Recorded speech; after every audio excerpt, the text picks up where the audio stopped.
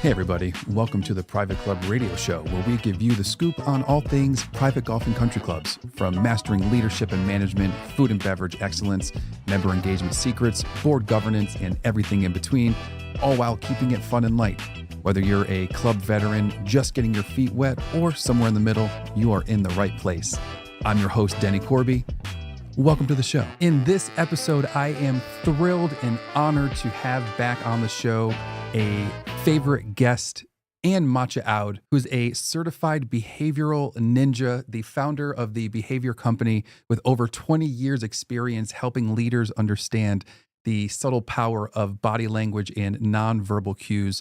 And in this episode, we dive into how club professionals can elevate their communication skills, strengthen their team dynamics, and even calm angry members or personnel without even breaking a sweat. We chat about her techniques for reading the room, spotting nonverbal cues like the turtleneck, and creating environments where both staff and members feel truly seen and valued. If you enjoyed the first episode we did together, you're going to really enjoy this one because we go into the nuances of just communication, and particularly, did I even say that right? I don't even know. But in leadership and interpersonal interactions, she is a true expert professional and one of the top people in her field in the entire world who does this, and still super thrilled and honored to have her here on the show sharing with you all. It's so good. I'm super excited. Before we get to the episode, quick thank you to some of our show partners. Concert Golf Partners, Kenneth's Member Vetting, and Golf Life Navigators. We'll hear about them a little bit more later on, as well as myself, the Denny Corby Experience. It is not just a comedy magic show. This is an experience for your members they are going to talk about for years and years to come. This show is all about crowd work and engaging and interacting with your members. It's an absolute blast. To learn more, head on over to dennycorby.com. And while you're at it, head on over to privateclubradio.com. Make sure you're subscribed to the newsletter because I am releasing the Club Entertainment Guide, all things club entertainment, from getting creative to do's and don'ts. We have guest articles. It is epic. If you want early access, we're going to be releasing that soon. Head on over to privateclubradio.com, sign up for the newsletter, and we'll send it to you when it's ready. Enough about that. Let's get to the episode. I'm excited. Private Club Radio listeners, let's welcome back to the show Anne-Maartje Oud. Anne-Maartje Oud, we are so excited to have you back. Thank you so much for coming. Not just a communication expert, you're a certified behavioral ninja. I mean, you are just absolutely fantastic at what you do. You train CEOs, executives, professionals, Fortune 500 companies, Fortune 100 companies, big companies, small groups, large individuals, you do the works. Last episode we had on was fantastic. We dove into non-verbal cues. We talked about the helicopter metaphor, which was fantastic. And we got such great feedback. And when I asked you to come back on, so happy you said yes. Anne-Maartje Oud, thank you so much for being back on the show.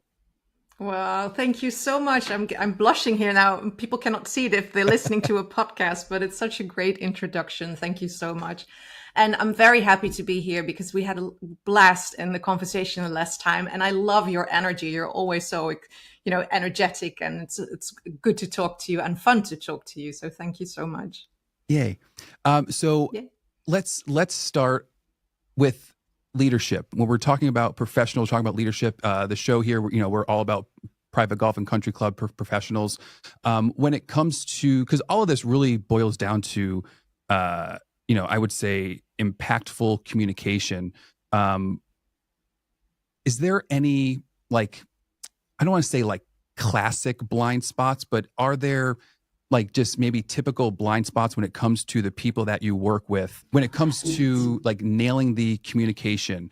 Maybe their message isn't landing. How and why, and what some of the maybe common reasons are that leaders fail to connect, and kind of how they can start to flip that? Yeah, it's a common theme, you could say. And what I usually see is that they are so focused on content. Like, what do I want to say? This is my message, and I want to get that across. This is what people prepare in conversations, also when it's a difficult conversation. What they usually do not prepare or what they do not focus on is, for instance, the procedure. So when am I going to say this specific message, or when is it the best time to get it across? Maybe somebody's already working with somebody and they're just blurring it out. So the procedure is important, but also the interaction. And they don't prepare, I would say rarely prepare, oh, I'm going to have a conversation with this specific person or this specific client, and I need to adjust my behavior. Instead of, this is me, I'm saying something, you have to understand my message, bye, thank you. And I'm not saying that people are this blunt all the time, but it's very important that you understand, okay, I do have a message, but in which way can I sculpt it so the whole scenery, the whole message, and the whole setting to land, to actually let that message land? Yeah. Is it empathy? Is that where, like, maybe is it a lack of empathy sometimes, or is it they are just so scripted and they kind of have it like in their head, like, okay, I need to talk to this person and do X, Y, and Z and then be done. Whereas they're not kind of reading and understanding the situation and going, okay, maybe now is not the time to say that exact thing. Okay, hey, let's maybe pivot a little bit. Let's come back to that. Let's talk about X, Y, and Z first. And then is it kind of like they're in their set ways and they're not malleable in the way that they're communicating? Yeah, it might be their set ways, but it could also be stress, that they have their own stress because something needs to be done very quickly, or something is happening in the club that needs to get attention straight away. And they don't understand that how they feel also interacts or affects their behavior. It could also be the strict way. Some leaders have grown into their leadership and have developed a certain style, and they might be very good with that style. But sometimes that specific style is not applicable for, that kind of message or that certain situation or that person. And it's not always that they don't have empathy, because I think a lot of people do have empathy, but they don't always know how to show it. How do you, when you work with people, what's a step to opening them up to that empathy? Like how do you, if someone's maybe not that empathetic, or what's that first step? Well, if we talk about empathy, it's a difficult subject, because, as I said, I do believe that people have empathy, but they don't always know how to show it.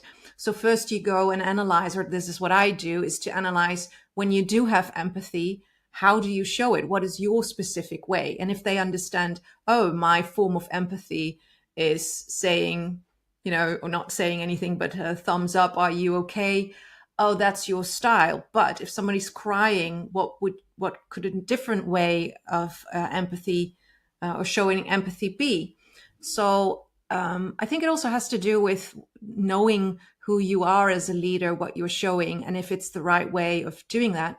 And what I try to do when I work with them is to see that there's a whole different palette that they can choose from. This behavior so far, fantastic, got you very far, it's really good.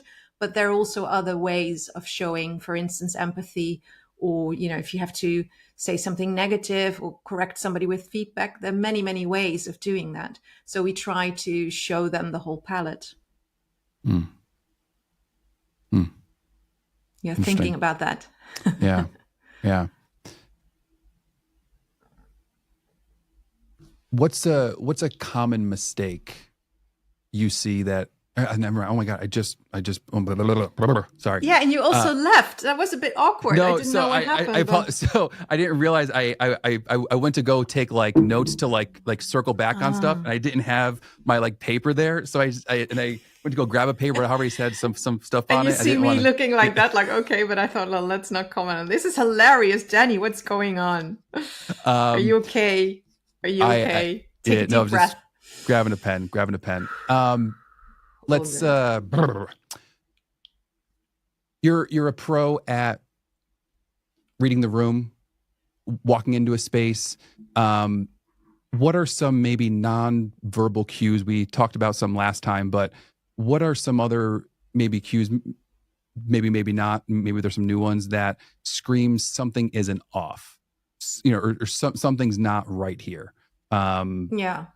what are some of those? How can they spot them? I feel like sometimes it's like a gut thing also. Sometimes sometimes hard to put your finger on it exactly. You just know Yeah. something's up. But from your point of view, working with professionals in all different industries, what are maybe some common things that to look out for that goes, something's not right here? Maybe something is off here. I would say it's a gut feeling, but it's also knowing your club.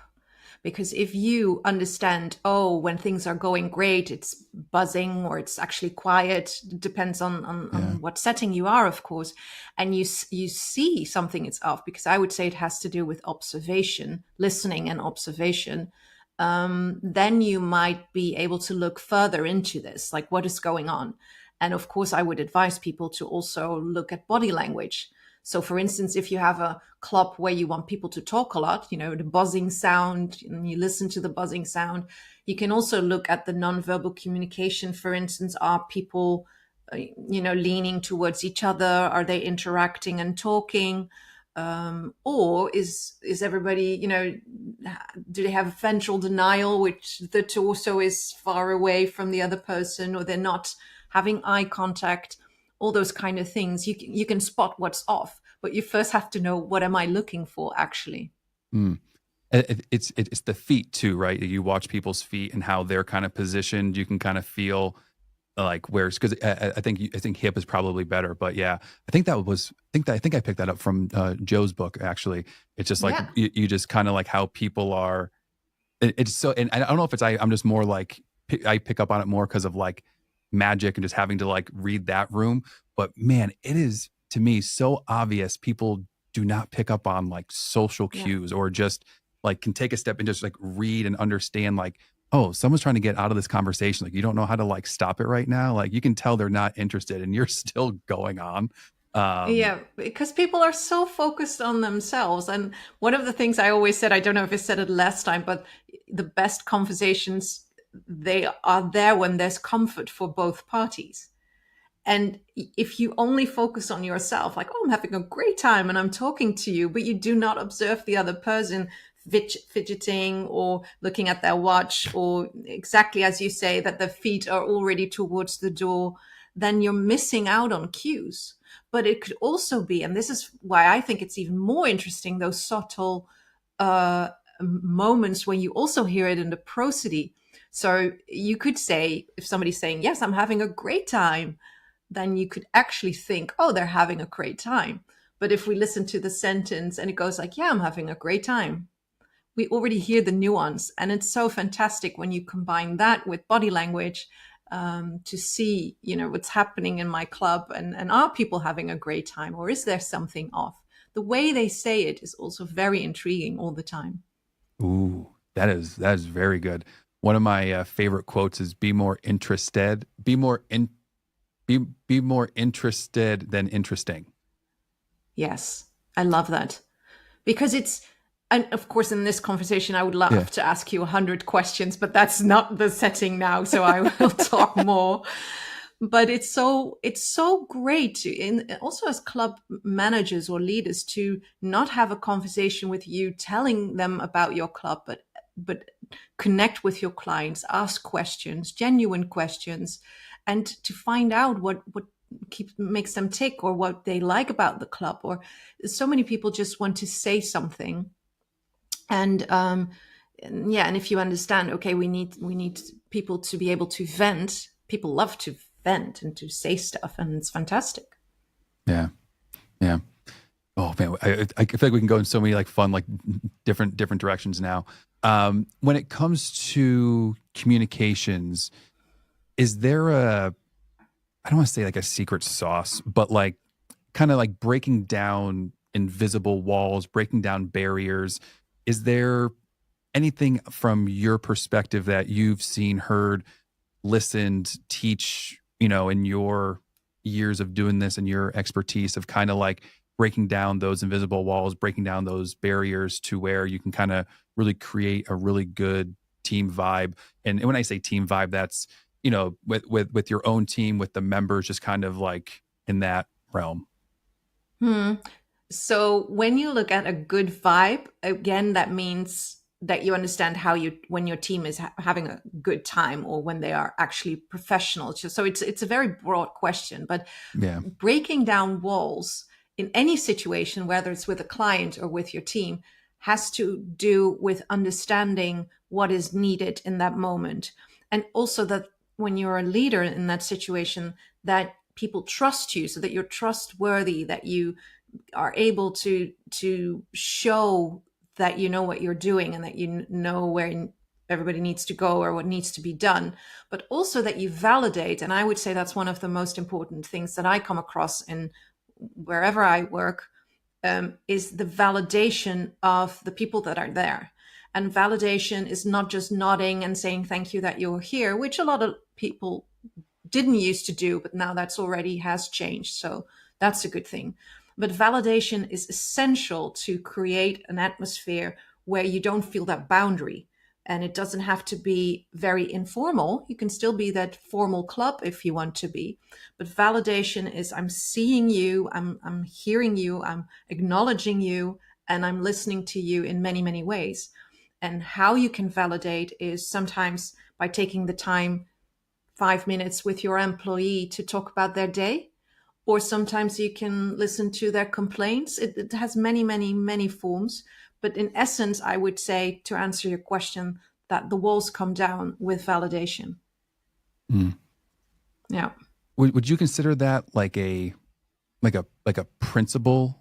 So if we go a little bit further into validation, I think if you do this, you can create not only members of a club or employees of a club, but you also have ambassadors. Because if they feel connected to a club, as I assume they have, families and everything's happening there, it's different than, oh, I'm just going to go to the club to play some golf. It is a community, and that's what you can expand on if you do the right things. Yeah. Yeah. They are very big communities, and where people are coming and they want this to be like an amazing place. And yeah. You've worked, like I said, finance, nonprofits, for profits, high stakes hospitality. Is there maybe something that private clubs can steal from the other fields to kind of level up their dynamics or their member experience? Is there maybe a common theme, or maybe something you've seen among the other industries that you worked that clubs can take and run with? Well, I think that comes down to the thing we were just talking about, because if you want to have a club that stands out, you have to be different than others. That, of course, that's logical. But how are you going to be different than others? What is your speciality? And it's not in well, maybe it is in the champagne you're serving, but it has to do with people. And we're always connecting with others. And if you feel that if you have a genuine connection with somebody in a professional way, because you don't want somebody to be, too informal with you in a way, depending on the club, of course. But I think if you really make your club stand out also in behavior, what is our way of behaving, what we're really showing here. So not just the concept, but also to translate all these values that people have on the wall or on the posters or in a manual. How do I transform that and transfer that into my own behavior, but also when I'm interacting with others? And what I love when I'm working with other companies or nonprofit organization, it always comes down to this: how are we going to show it? How are we going to actually not only stand out in our words and in our knowledge or the food or all those kind of things that are happening in a club, but when somebody would meet me in the street and they would say, oh, that's this guy from the club, I remember him because he did this and this and this. Because then you will create ambassadors, and that's what clubs need. Even if they already have a great track record, that's where you stand out, with the people and with the behavior. Yeah. I was checking my notes. I want to circle back. when we were talking about body language a little bit and just like reading people in the room a little bit, uh, listening. One of the things we were talking about was, people think that they're good listeners, but the reality is that they're horrible. Is there a way that our club managers or just people in general can up their listening skills? Like, is there a way to like enhance or elevate your listening skills to build better relationships? Like, how do you become a better listener? There is a way. You become a better listener by zipping it. That's what I would say for the first thing, because a lot of people, as we just discussed, are talking all the time. You and I as an exception now, because this is okay. And one of the things you can do is when you listen to somebody, the words they're using, try to kind of not rehearse it, but repeat it in your head, because the language that that person is using and the words that they are using can help you when you are kind of summarizing what they've just said, not to make your own version of it, but to actually, oh, this is the person that said that kind of word. So I would like to be here with my brothers and sisters. Then you repeat, okay, brothers and sisters. And that's different than, oh, I want to be here with my family. So a very specific word that they used is something you repeat in your head so that you can say that after you've listened to this person. And also, if then they're nodding, you see, okay, I've listened and I listened well because I'm using the right words. If you don't know if it was the right thing, you can always ask them, so did I summarize that correctly, or is there something that I left out? And then that means that you're not only listening in the moment that they're speaking, but you're also checking what you've heard. When it comes to body language, I would also really love it if that's a advice that I want to send out into the world almost, is not just eye contact, but body language all over. Because if somebody is saying something, you're also listening with your eyes, so to say. You're observing not just the text, not just the prosody, not just the formulation of the sentences, but also you're observing this person and what are they emphasizing on. So if I'm saying this is really important, or I'm saying this is really important, you're listening and you're hearing things in a different way. Well, and for that, it's also, I think, maybe going back maybe to the very beginning where we were talking about those one-on-one interactions. It's how are you saying what you want to say? Like, are you consciously saying the words and the sentences in a happy, like, are you conscious of how you are verbally saying those things? Like, you're doing a really good job versus you are doing a fantastic, are you also thinking about how you're coming across? Yes. Yeah. And I think when it comes down to all of this too, it's, I don't want to, the word exhausting is the wrong word, but like it's mentally, like, you have to be on when you're really in it. And when I say like work in the room, so to speak, but when you're like in a situation where like are, whether it's a party, an event, a big event at the club, wherever, when you're looking, watching, and listening, it's a like your brain's firing on all cylinders because you're taking in all, because you're so it's not just the eyes and listening and watching, it's the smells, what's going on around, what's the, is something burning, is that why, maybe like there, it's all the senses are just like on like fire. So I think to be doing all this, like it's a mentally exhausting thing to be like in it and assessing everything that's going on. It is, but it's also very rewarding. And I would call it situational awareness. So this is what I teach, situational awareness. What can I observe? What can I see? What can I look out for? What do I need to focus on? What kind of things do stand out in this room? And well, you used the words exhausting, and it might be intense, but it's also fantastic because if you get a hang of it, if you really understand, oh, wait a minute, I can look at things in a different way and actually make things better with it, then you're on fire, because then you see something, you go there, you help this person, you get a thank you, You go to the next situation. And of course, you don't have to do this all by yourself. If you train your staff to see all of this, then it's not just you. And that's what I see happening a lot in businesses as well, that one person is really good at it, but they forget to train the other people to observe the room or have their senses on fire, so to say. It's sort of the first thing that pops into my head was, did you read Unreasonable Hospitality, Will Guidara? I haven't. No, tell me, what is it Great, about? great book. He worked for Danny Meyer, and I think he still owns 11 Madison Park, like a fantastic restaurant in New York City. Believe like Michelin stars, all this stuff, but like training the staff and just how they work the room. And there was secret signals that as soon as like they would show up, and I don't know if it was like their drink order or what type of water that they liked, but by the time they got from the hostess stand to the table, the proper water was already in place because the server or the hostess cued the person, they pulled the ear, that meant tap or whatever it was. But like there's these little signals and things and like that everybody just knows because they're so well trained that like everybody's on that same wavelength, that same like aura that they can feel it all together. They can and just feel it.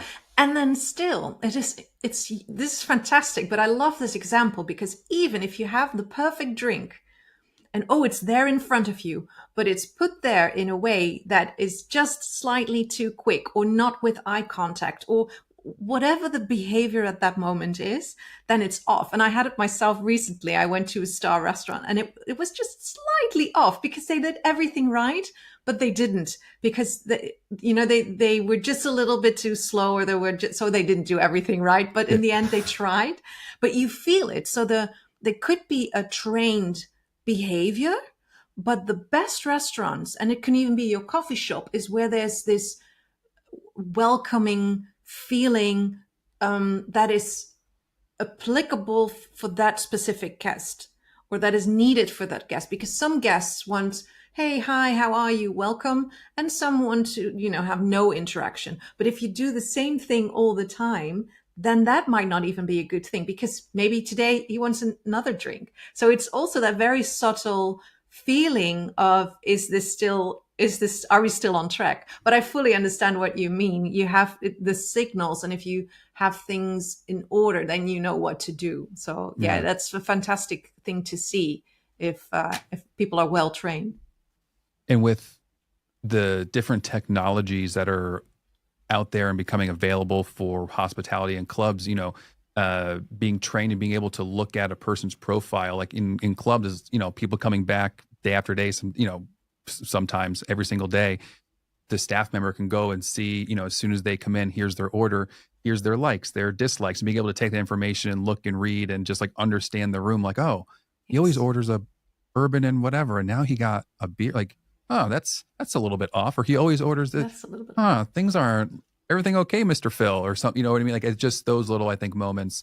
To interrupt you, that's what I mean with validation, because then it's not just on the list, but something might be off. And you have to be careful, of course, because some people don't want to be asked about a different day, or they don't want to be asked about their private situation in a setting in the club that they don't want to talk about. But it's the fact that you pick up on it, and then you can start reading the body language. And if somebody is still, happy and up, then you don't have to ask the question if something is off. But if somebody is a bit down and you see the turtleneck a little bit tilts its head, then you can ask something. Hey, is there something wrong? I wouldn't say if there's something wrong, but can I ask why you are having a beer today instead of the bourbon? If you want to, and depending on the guest, of course. The turtleneck. What is the turtleneck? What is the turtleneck? It's a bit difficult to explain on a podcast because I have to visualize it, but in a way it's tilting, it's making your neck disappear. So usually when people are a bit off, or they're a bit, it could be a bit stressed, or it's tilting your chin towards your chest. And what we usually also see is a bit of the shoulders that are coming up. So it's kind of like if I would describe it, when a child is being told that they're naughty or something, you see that their behavior, they kind of, like a turtle, they retract the neck, and Mm. Then we this. see Oh, I this see it. Yeah, the behavior shoulders come like, up, the neck oops, goes down. Yeah, that. oops, oh dear, yeah.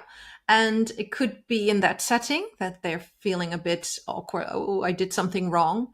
But we can also see this happening when people are stressed. So the opposite, when people are happy or they feel more comfortable, we usually see a body posture that is more open, broader gestures, more eye contact, more open torso. On the other hand, if people are a bit more stressed or they feel less comfortable, we tend to see behavior where we take up less space. And it could be, again, with the torso, hands closed more into your body, but also the turtleneck is a way of kind of making yourself smaller. So that's the turtleneck. Yeah, yeah. You can No, look out that's for those things. It's important to see if people are like that. But they also can read their iPhone. That's what you see sometimes. yeah, Just having the turtleneck, reading the yeah, phone. yeah. One of the things on that's been a hot, I don't know, hot topic, but leadership isn't about a title or a position. I think good leadership is about how you can influence people and decisions and that sort of stuff. How can managers, club professionals build influence with their teams? With let's just say they do or do not have a high position or level, but how does somebody start to build their influence around their team, their position, where they're at, and just their own self? One of the things I say is know your role, know your goal. If you are fully aware of the role you're in at that moment and you know what you want to achieve, that's where you can build on the behavior. So, and of course, then it has to do with who is my team, who are my colleagues, but it starts with that, because you might want to influence somebody, but it could not be appropriate at that time, or not in your role. So you have to influence somebody else to influence the person you want to influence. So it starts with actually understanding, why am I here? What am I bringing to this meeting or situation? And am I self-reflective enough to understand what I do and if that is effective in that moment?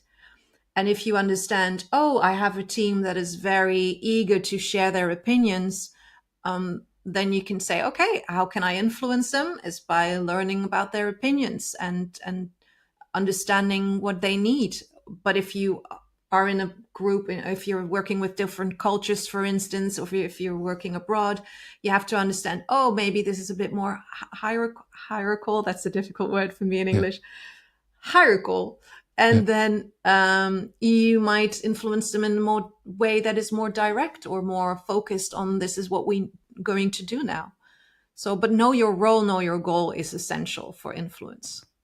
And that word is hard for me too. I can't even say it. So I'm happy for that. Yeah. It's a lot of words I can't pronounce. No. Me being Dutch, and it's like sometimes it sneaks in, like that's the Dutch background. Hi. Yeah, I can't. I didn't even know. There's too many words and there are too many letters. So help me understand then. So let's just say, what if it's somebody in a lower level? Let's just say banquet server, or just like a server. How can they start, asserting their influence a little bit more, trying to become that more influential person? So it's like, okay, I know I'm the server. My goal is to make sure members have a great experience, get the food out on time, assess, make sure, if anything's running late, try to ease that, keep the members happy. So now what's a way to now see the situation at that and then enhance your leadership or your influence in your leadership? Yeah, it's a great way to start, as you already said. If somebody already knows, okay, this is why I'm here and this is what I'm doing. The next part, I would say, is to understand what what is the influence and why do you want it? So Mm, is it to I don't know, become better in the club and get more money or those kind yeah. of things, or is it actually to build on the club goals and to become better at it? Because what I see, the best influence comes from connecting with the goal that that specific company has. So if I'm an employee and I have feedback on something that is happening in the club, but I actually can build on it. So this is what I've observed, and make it specific, and then come up with an idea to change it. And it connects with the goals that the club has, and it connects with the way the club wants to show the behavior, show the goals, or show the values.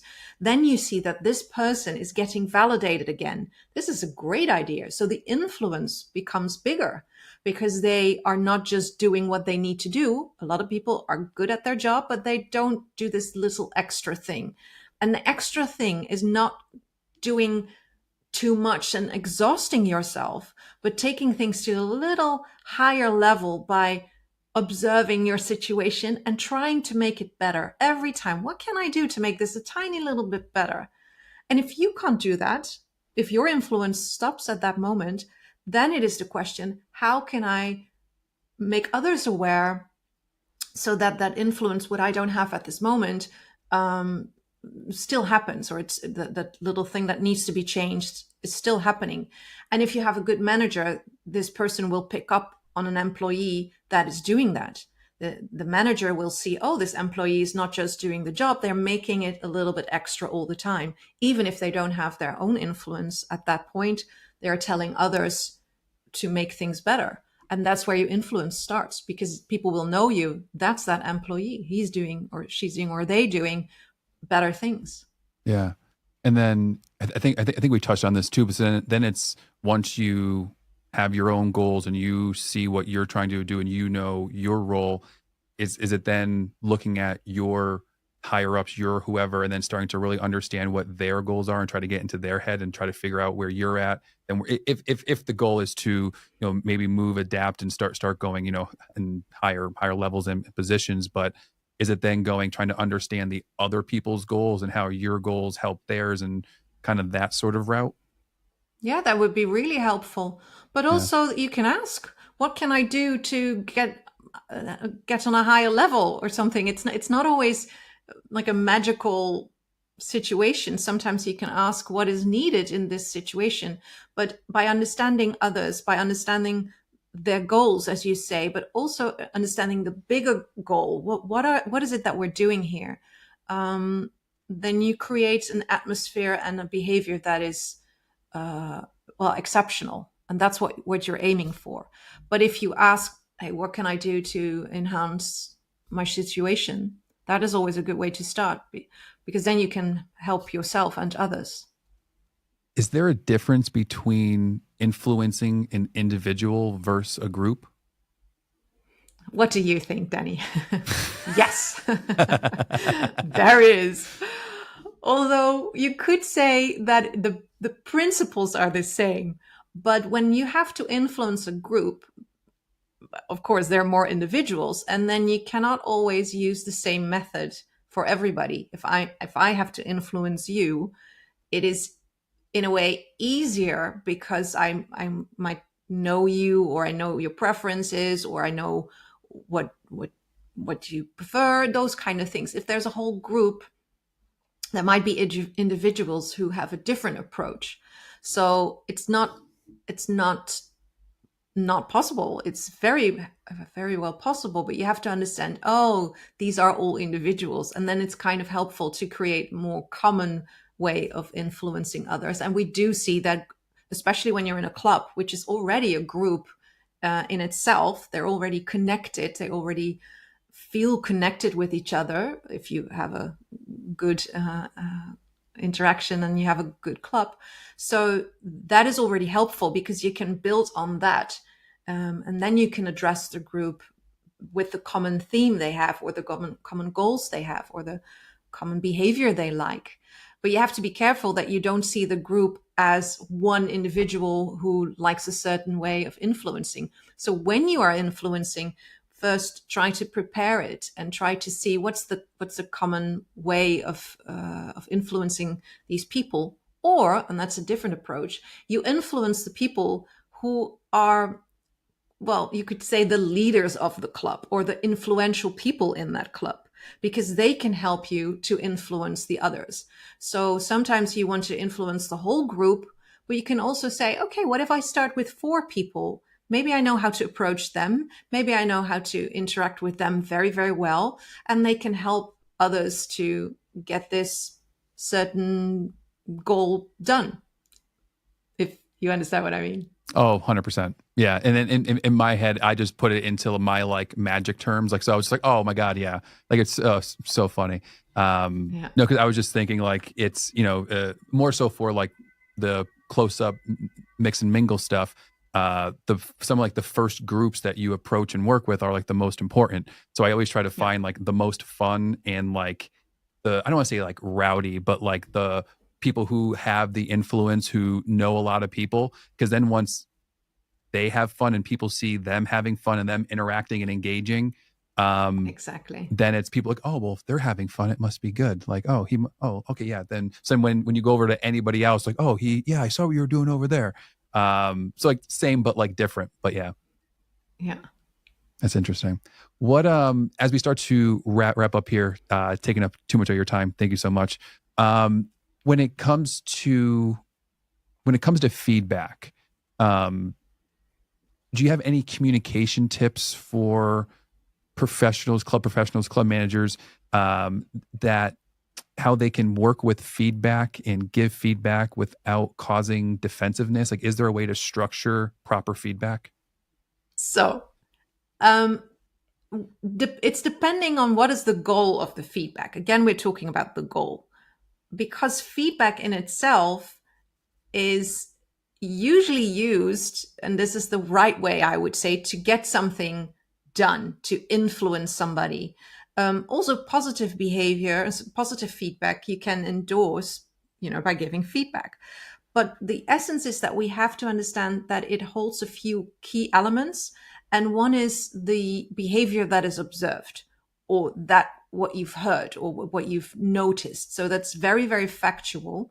And you describe this behavior. And this can be to a member or an employee.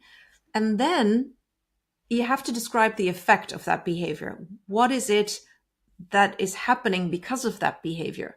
And then thirdly is what is needed in this moment. So the actual wish or rule, maybe even, of the last part of the feedback is needed as well. And what I see sometimes is that either people do not describe what they've observed. So they just say, okay, this is what is needed to now, leave. But then people do not learn. So there needs to be a learning loop in there. And the people that get the feedback almost need to be ready for that feedback. And of course, I have to be nuanced here, because if it's a situation where you need to take action immediately, you have to be very blunt. This behavior is unacceptable. Please describe the behavior. So you could say the way that you're shouting at our employee now is not acceptable. We want you either to be silent, or we want you to leave the club. It's your choice. So that could be very, very strict. But if it's a more nuanced situation, you can be a bit more calmer. I've noticed that you've put your golf clubs in that corner. We have an actual room for it, so we would like to ask you to put it in that room. So then it's a bit more calmer in a way.